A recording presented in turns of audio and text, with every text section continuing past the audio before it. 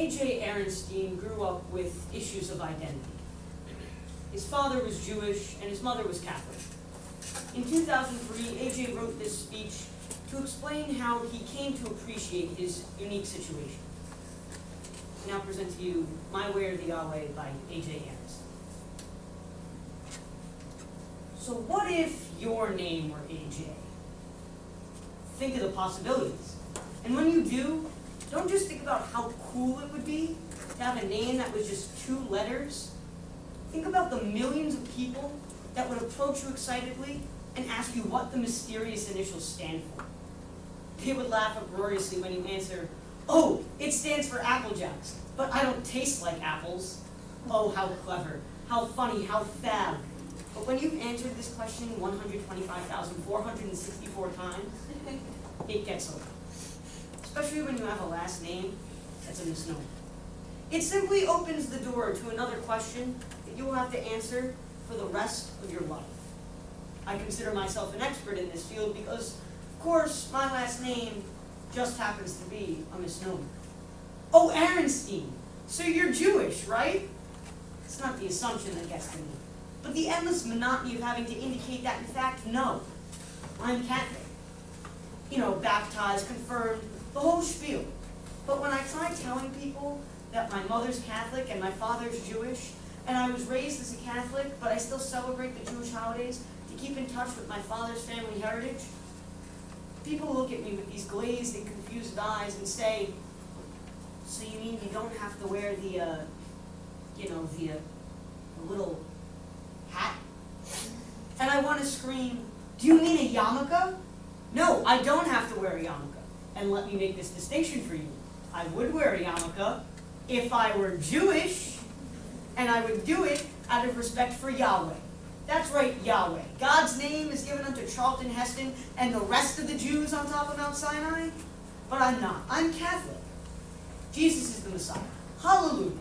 Hallelujah. And so therefore, no, I don't have to wear the little hat. Now, apparently these little outbursts were raising my blood pressure, increasing my already elevated risk for a heart attack in my mid-20s. Too much kosher corned beef. And so I decided to try and streamline matters, to somehow combine the 2 questions and answer them in one fell swoop. That way, the next time somebody walks up to me and asks me what AJ stands for, I'll answer, "Oh, well, it stands for, almost Jewish." Success! Victory! Sometimes I naively think that I might finally be freed of the bonds of my own name. See, there's just one small problem. I haven't really answered anything at all. I mean, what is almost Jewish? How does a person become almost Jewish? And why only almost Jewish? To which I reply, why not? You get 2 religions for the price of 1. It's a deal. But while I still have your ears anyway, let me tell you the whole story. It was 3 years after my parents eloped on St. Thomas when I came screaming into the world.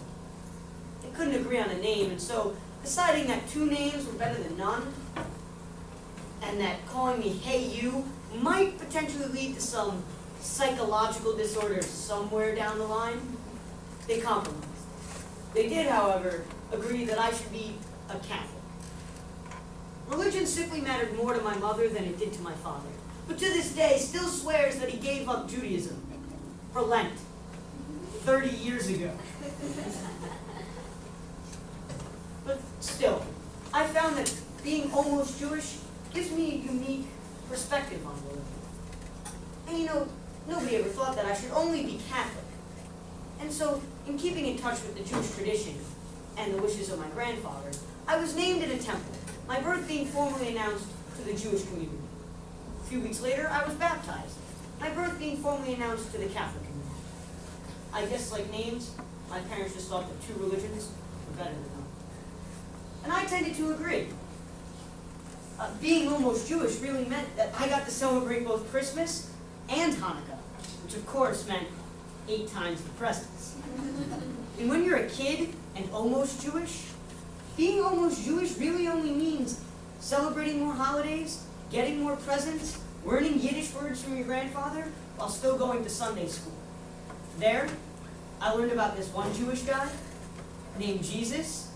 Oy gevalt, Mom, let me tell you, this guy had some chutzpah, schlepping that cross around without convention like a yetta, I would say to my mother as we drove home from church.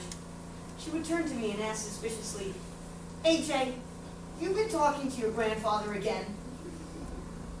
But even so, my belief in God began as a loose image of an old man sitting on a golden throne, stroking his white beard, watching people, knowing what they do. Things only began to get complicated for me when I learned of the concept of the Messiah, heard the stories of Adam and Eve, of Jacob, David, the Israelites. I can imagine my confusion and my dismay when I discovered that Santa Claus and God, not the same person. But still, I found that being almost Jewish gave me a unique perspective on religion. And I always loved hearing stories from the Old Testament, partly because everybody in them was Jewish. For instance, I loved hearing about how my ancestors escaped slavery in Egypt, led by Moses through the Red Sea. How my ancestors defeated the Canaanites despite overwhelming odds. And how my ancestors, the Jewish people, well, they were God's chosen people. But then wait a minute. If the Jews were God's chosen people, and I'm Catholic, and my sister is Catholic, my mom is Catholic, an entire half of my family is Catholic, well then, am I doing something wrong? Am I going to hell just because I believe that Jesus is the Messiah? I was confused at 10 years old, but found reassurance one Hanukkah at my grandparents' house. It was after dinner, and I was in the kitchen helping my grandmother wash the dishes. We happened to be talking about religion.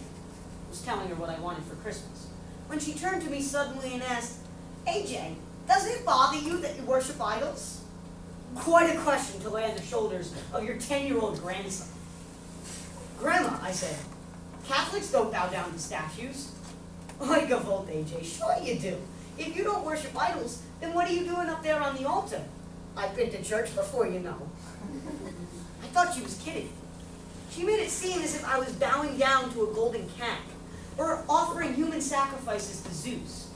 And I don't think I made matters any better when I answered, oh, Grandma, those are just there for show.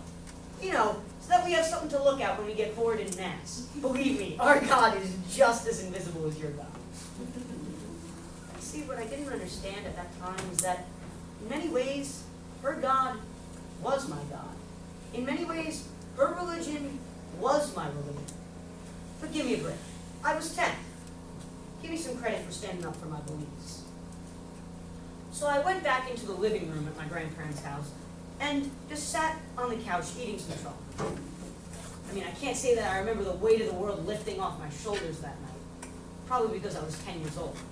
And I hadn't taken my fear of not being one of God's chosen people too seriously. Then again, I don't remember ever thinking about it again after talking with my grandmother that night. I think I realized that I was Catholic, she was Jewish, and she didn't love me any less for the difference. Fast forward a few years, and today, I'm 17 years old. I attend an all-boys, all-Catholic school in New York City. Ironically, if ever there was a better place to learn about Judaism's role in my Catholic faith, it was here. A place where you have to be Catholic to even apply. Even though my name certainly stuck out on attendance sheets in freshman year. I felt that over the past 4 years, I felt that being almost Jewish gave me something to be proud of. I liked the fact that I could tell people who didn't know what the significance of eating matzah on Passover is. That I could tell people what Yom Kippur is really all about. And that I call my friend Nick Bubby. See, I realized that I can offer my friends something more, not only in terms of religion, but also of culture. Happy Confirm Mitzvah was the message written in icing on the cake at my confirmation party. I realized that being confirmed as a Catholic represented my first conscious decision as a young adult in favor of Catholicism over Judaism. I realized that the differences between the two religions made my decision necessary, but that the similarities between them will always make being almost Jewish an important part of my Catholic faith, and an important part of my life. In any case, certainly glad that my parents decided that two religions were better than none. And that instead of calling me, hey you, They settled for Adam Jason.